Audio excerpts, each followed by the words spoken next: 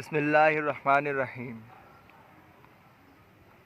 میں بلال ہوں، حبشہ کا سیاہ فام غلام، ربا کا سیاہ فام بیٹا، غلام ابن غلام۔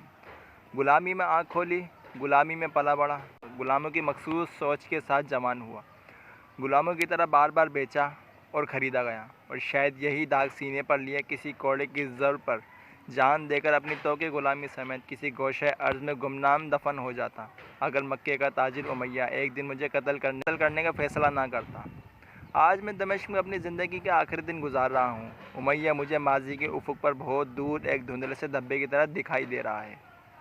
ایک وقت تھا یہ دھبا کرا تاکرا میری ساری زندگی پر محیط تھا۔ روشنی کی کوئی کرن نہیں تھی جو اس کی ظلمت کو چیر کر مجھ تک پہنچ سکتی۔ یہ دھبا پھیلتا، سمٹتا، گرجتا، برستا، مگر اس کا حصار کبھی نہ ٹوٹتا۔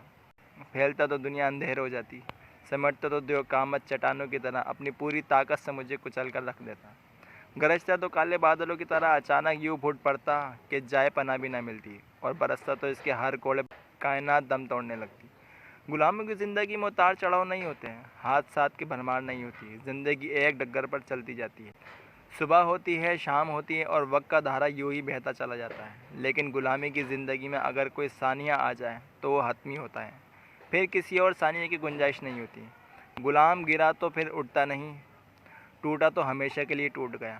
غلامی کی حیثیت ہی کیا ہے؟ محض ایک کھال جو کوڑوں کے لیے وقف رہتی ہے، اور یہ کوڑے کسی بھی وقت، کسی بھی بات پر، کسی بھی جگہ برس سکتے ہیں۔ امیہ ایک خود پسند، خود سر انسان تھا۔ منمانیاں کرنے کا حق اس کے خیال میں اسے اپنے حسب و نسب اور اپنے دولت و ثروت سے ملا تھا۔ اس کے لیے میرے بارے میں صرف اتنا ہی جاننا کافی تھا کہ میں بلال ہوں، اس کا زر خرید غلام، اور بس۔ میرے لیے بھی بس اتنا ہی جاننا کافی تھا کہ وہ میرا آقا ہے۔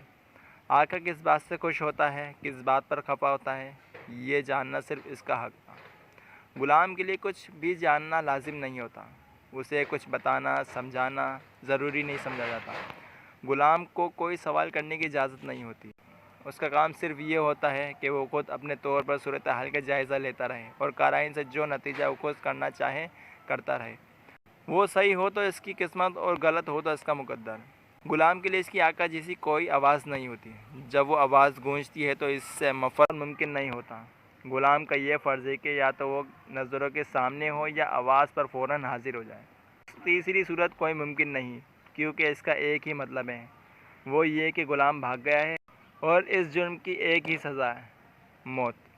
جو لوگ اس دنیا میں نہیں رہے ان کو برا کہنا اچھا نہیں لگتا، البتہ اتنا ضرور کہوں گا، امیہ نے مجھے مکے کے بازار سے خرید کر کوئی گھاٹے کا سودا نہیں کیا تھا۔ اسے اپنی رقم کی ایک ایک پائی وصول ہو گئی تھی، میں نے اسے کبھی کوئی نقصان نہیں پہنچایا تھا۔ امیہ کی بہت سی باتیں میرے ذہن میں محفوظ ہیں، میں انہیں بھولا نہیں ہوں، لیکن بھلا دینا چاہتا ہوں۔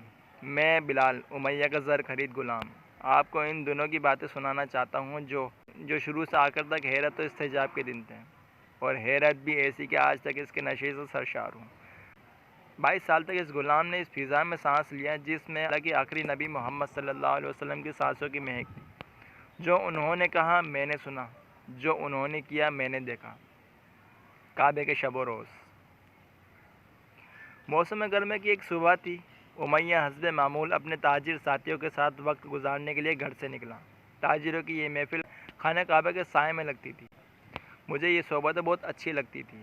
تاجروں کے ساتھ ان کے غلام بھی ہوتے تھے جو کچھ فاصلے پر بیٹھے اپنے اپنے آقاؤں کے اشاروں کا انتظار کرتے رہتے تھے۔ ایسے موقعوں پر غلام آپس میں ہلکی ہلکی سرگوشیاں بھی کر لیتے تھے، ادھر ادھر کی جھوٹی سچی خبریں مل جاتی تھیں، اور وقت اچھا گزر جاتا تھا۔ سب سے زیادہ لطف ان محفلوں کا یہ تھا کہ ہم غلام لوگ بھی سائے میں بیٹھا کرتے تھے۔ مکے میں سایہ ایک نعمت سے کم نہیں، اور پھر ہم غلام کو تو یوں لگتا تھا جیسے سخت حبس میں سانس لینے کے لیے ٹھنڈی ہوا کا جھونکا میسر آ گیا ہو۔ مکے میں کچھ نہیں اگتا، نہ پودے، نہ پھول، نہ گھاس، نہ درخت۔ دن بھر سورج کی تمازت سے ارد گرد کی پہاڑیاں تانبے کی طرح تپ اٹھتی تھیں، اور رات گئے تک ان کی تپش مکے کی فضا میں آگ برساتی رہتی تھی۔ لیکن نہ جانے اس شہر کی فضا میں کون سا ایسا جادو تھا، کون سی ایسی مقناطیسی طاقت تھی کہ یہاں کے باسی جب کہیں جاتے ان کا کہیں جی نہ لگتا۔ وہ مکے کے لیے اداس ہو جاتے اور کاروبار سے فارغ ہوتے ہی مکے کی راہ لیتے، یہاں تک کہ مکے کے نام پر اونٹوں کے بھی کان کھڑے ہو جاتے، اور وہ بھی اپنی رفتار تیز کر دیتے ہیں۔ میں تو محض ایک غلام تھا اور مکے میں ذلت اور رسوائی کے سوا میں نے دیکھا ہی کیا تھا۔ جب سے پیدا ہوا تھا لوگوں کے ہاتھوں صعوبتیں اٹھا رہا تھا، کوئی بوجھ اٹھواتا تھا، کوئی دائروں میں دوڑ لگواتا تھا، یہ دیکھنے کے لیے کہ اس میں کتنا دم کم ہے یا کتنے میں ٹھیک رہے گا اس کا سودا۔ مگر مجھ غلام کو بھی اپنی یہ جائے عقوبت اچھی لگنے لگی تھی۔